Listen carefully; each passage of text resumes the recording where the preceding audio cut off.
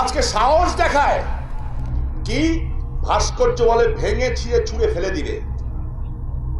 আমার কাছে লজ্জা লাগে, নিজের কাছে নিজের ঘৃণা লাগে। আওয়ামী লীগ করি, সরকারি দল করি, দেখলাম কথা কেউ বলা শুরু করে নাই। টেলিভিশনে দেখলাম আমার সাংবাদিকরা বললো, ভাই কেউ তো বলতেছে না, কিছু বলবেন? আমিই কই। তো বললাম এমপি শিপটা ছেড়ে দিই, আমরা সংসদ সদস্য পদটা ছেড়ে দিই, তাহলে তার দলের কিছু রইলাম না, এমপিও থাকবো না, আওয়ামী লীগের সদস্য থাকবো না।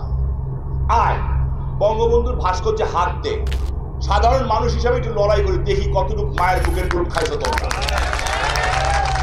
আর বঙ্গবন্ধুর ভাস্কর্যে হাত দে, সাধারণ মানুষ হিসাবে একটু লড়াই করি, দেখি কতটুকু মায়ের বুকের গ্রুপ খাইছো তোমরা। বলে রাখতে চাই, আমি আগেও বলেছি, রাষ্ট্র মহাপরাক্রমশালী। রাষ্ট্রের বিরুদ্ধাচরণ করার দুঃসাহস দেখাবেন না।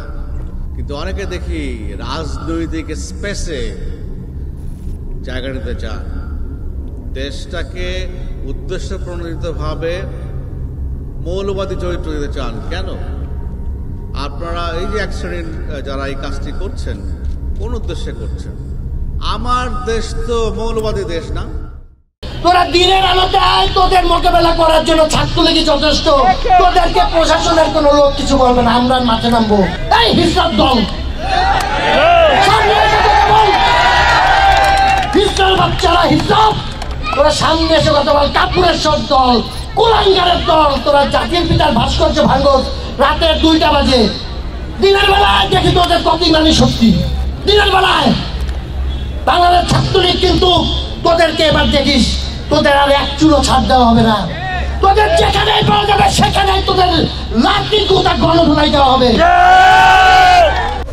যারা এই মোল্লারা, যারা ধর্মের দোহাই দিয়ে কথা বলছেন, এখন সমস্ত স্বাধীনতা বিরোধীগুলো একটা ছাতার নিচে গেছে। এখন সেই ছাতাটা হচ্ছে হেফাজত ইসলাম। তার নিচে সব চলে গেছে উগ্র মৌলবাদী ছোট ছোট দল। স্বাধীনতা বিরোধীগুলো এক হয়ে ছাতার নিচে গিয়ে এখন হেফাজত ইসলাম নাম দিয়েছে। আপনার ধর্মের দোহাই যদি এই ভাস্কর্য ভাঙা বা যদি সংবিধানের উপর আঘাত আনা যদি কোনো কাজ করতে চান, বাংলার জনগণ এটা বরদাস্ত করবে না। আমরা যারা মুক্তিযুদ্ধ করে এই স্বাধীন দেশ করেছি, আমরা আমাদের স্বাধীনতার চেতনা যা ধারণ করে, তারা এটাকে মেনে নেবে না। যে কোনো অপশক্তিকে আমরা রুখে দিয়ে আমরা এগিয়ে নেব। আজকে আমাদের এই প্রজন্মের সময় আসছে আর একটা যুদ্ধে নামার, এবং 9 মাস না 6 মাসের মধ্যে এই মৌলবাদী শক্তিকে পরাজিত করে সারা জীবনের জন্য তাদের পাকিস্তানের ফেরত দিয়ে পাঠাতে হবে। আজকে তারা বঙ্গবন্ধুর বিরুদ্ধে কথা বলছে, কালকে তো গোটা বাংলাদেশের বিরুদ্ধে কথা বলবো। বলে এটাকে ইসলামী হুকুমত করতে হবে, শরিয়া আইন চালু করতে হবে, ব্লাসফেমি আইন চালু করতে হবে। সরকারের উচিত এখন মৌলবাদীর বিরুদ্ধে, সাম্প্রদায়িকতার বিরুদ্ধে একটা কঠোর অবস্থানে যাওয়া। সেই নষ্টভ্রষ্ট মামুনুল হককে উদ্দেশ্য করে হুঁশিয়ারি করে বলতে চাই, আপনারা বুড়িগঙ্গার ধারের কাছে আইসেন, সব কয়টারে বুড়িগঙ্গার ভাষায় বঙ্গবন্ধুর ভাস্কর্য প্রতিষ্ঠা হবে, কোনো অপশক্তি নেই এটাকে ঠেকানোর।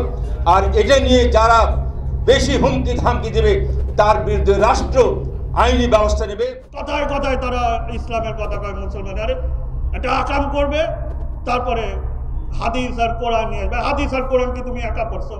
আর জাতির পিতা বঙ্গবন্ধুর যদি ঐশ্বরিক ক্ষমতা না থাকতো, তাহলে জাতিকে স্বাধীনতা দিতে পারে না। এই মৌলবাদী গোষ্ঠীর দিকে আমরা বলতে চাই,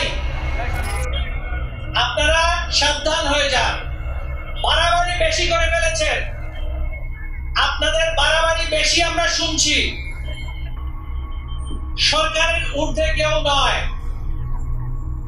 এই বাংলাদেশ আওয়ামী লীগ